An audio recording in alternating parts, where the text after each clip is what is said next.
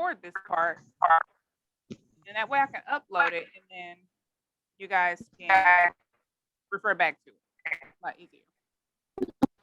So again, I'll repeat what I just said because I know you guys are taking notes.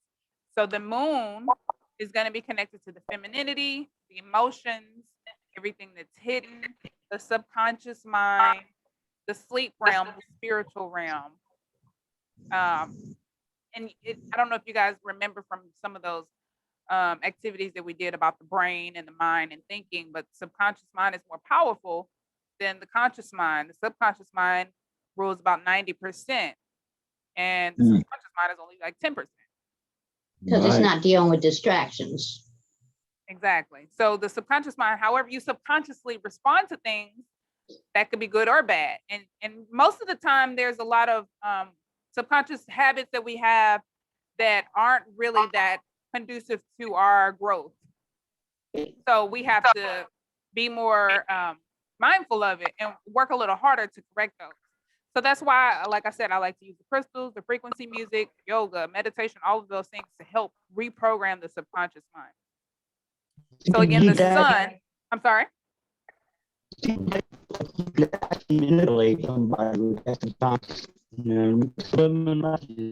we go with the sound again. It's breaking up. It was working fine until you started talking. Say that one more time, Jay.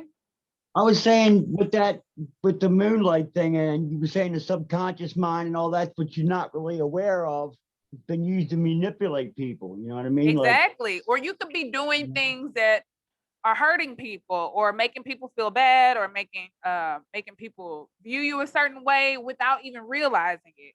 So right. It's just best for us to kind of be on top of our own behaviors so that we don't have to worry about, we can just avoid doing harm to others, even if it's minor. So yeah, just to go over it again while it's recording, the sun side is going to be connected to the masculinity, our self-expression, our willpower, our courage, the way we exert our energy.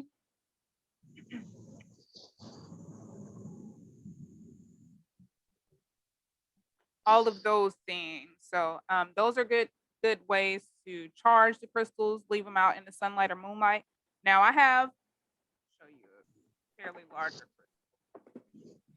I have one over here, malachite crystal. Look how pretty hers are. Oh man, that's nice. Yeah, this is one of my favorites, and I keep it on my desk here. I could probably use it to massage because it has like these little grooves in it. No, yeah, almost perfect for my fingers. So if I want to dig into somebody's like neck or arm or shoulder with this thing, I totally could. But yeah, this is a great crystal for like the workspace. So I keep it on my table while I'm working because I use my table as a desk. I'm gonna take Palo Santo and light it up. It's best lit with like a torch or a gas stove because it doesn't stay lit very long. But Palo Santo is Palo Santo means holy wood. And taking the smoke of this to cleanse your crystals is a great way to cleanse any negative energy and to keep any positivity. Now, Palo Santo can be used to clear your energetic space as well. You can even smudge yourself down. And the smoke is kind of flying, but see if I can demonstrate well. So I'm gonna hold it. I usually like to get the smoke going pretty good so that it makes it. So now that it's smoking, I'm gonna take my crystal and just hold it. Just hold it over the smoke and let the smoke cover the entire crystal. And then I just rotate it. And I make sure that it's touching the entire crystal. You can kind of see it bounce off the crystal. Yeah, just hold it and make sure that it covers all angles.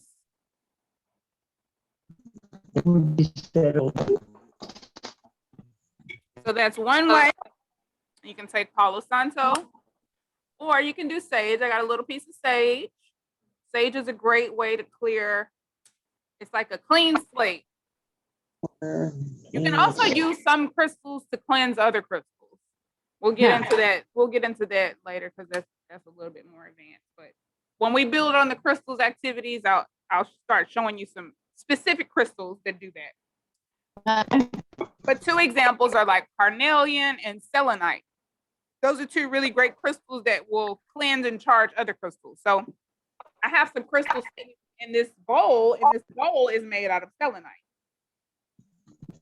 So I'll show you what I'm dumping it over, but yeah, they're just kind of sitting in the bowl. Or let's do this actually. So they're sitting in the bowl. Say that again. One more time.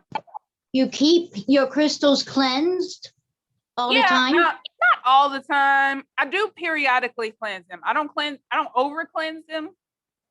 Because sometimes there's some energy that you want to keep. Especially if you've done, well, I don't want to say like, there's not many instances where you just want to keep the energy that they've absorbed because they're working like filters for you. So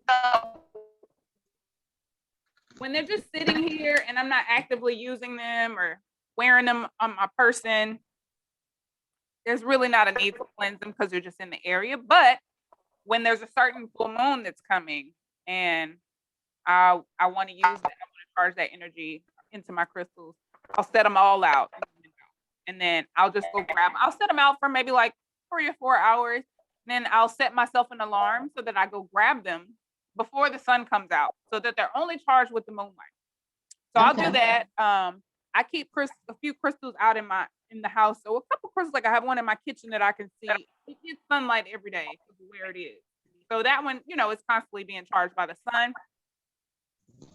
And even that little malachite I just showed you guys that I keep in my workstation, it gets sunlight pretty often. So I would say just periodically. Okay. What I should charge more are my bracelets because I tend to wear these every day. So these pick up a lot of energy. So that's what I'm going to clean today. That's what I'll. And then even my necklaces, because these I kind of forget about, but I should cleanse these a little bit more. Are they relatively expensive? Are they real expensive? Yeah. Some can be. The malachite, I'll let you guess how much I paid for. It's not that big. I'll show you. I'll show you what it looks like in my hand. This one is a pretty expensive crystal. $50. How much? 50. No, not quite. Okay. 35. Close. I think 32. Okay. And it's very, very skinny, very slim. Nice. But this one is a pretty expensive crystal. Now this is another malachite. I think I paid like $10. Okay. Now, some of them are cheaper though. Because this one may have cost me $2. Right. $2 or $3. This is an opal. Okay. I love them. Mm-hmm. And this is also an opal. It's a different type of opal. You can't really see it around my neck. Oh no, I'm lying. This is the moonstone. And this is the moonstone also. Okay. Yeah.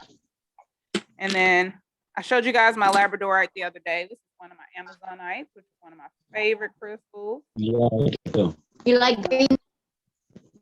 I love the turquoise, the teal, or like the blues that are like this shade. But yes, this is one of my favorites. And I'm like, it has like some very light sparkles in it that you can't really see on camera. So that one's really pretty. And then I think this is the rhodonite. So back in the day, they had rock collections. That collected crystals. And then this is a little tiny amethyst cube that was a freebie from something I ordered from my crystal lady. Yeah. You got a guy, right? Got a guy. You got a guy. Got a guy. I got a guy or a gal. I got a gal. So yeah, so the smoke from the sage is going. So you pretty much do it the same way. Let me light it a little bit better. Pretty much do the same thing. And it might be best to do this part outside since there's fire and smoke involved. But if you wanted to take some sage through the house, you just Right. open a couple windows and go through and sage the house. Yeah. Cleanse your space periodically. I like to do this with every full moon. I like to clean my house real good. I like to sweep, mop, open the windows, dust, and take some sage through my entire place and just clear the energy every full moon, because the full moon is associated with releasing and letting it go, detoxing and clearing your space. So I like to do that every full moon. And if I can't do it on the full moon, I'll do it a couple days before or a couple days after. Okay. Yeah, so my bracelet, I'm just gonna rotate it into the smoke of the sage. That's one. Just real quick, nothing crazy. Make sure it gets absorbed by the energy. And then you can state intentions while you do this. You can say a prayer while you do this. Say, charge this energy, cleanse this energy, cleanse crystals of any negative energy. Allow it to be a clear conduit or a clear filter for positivity in my life, or growth and extension, spiritual balance, emotional balance, whatever it is that you want. You can state your intentions while you do that. You can state them out loud or in your mind. Doesn't matter. Whichever you're most comfortable with. If I can get that to go out, it might keep burning, but that's all right. So yeah, those are those are a few ways. Sunlight, moonlight. I would say avoid water. There are some crystals that you can charge with water, but there's a lot of crystals that you can destroy with water. So that's not a way that I choose to cleanse my crystals.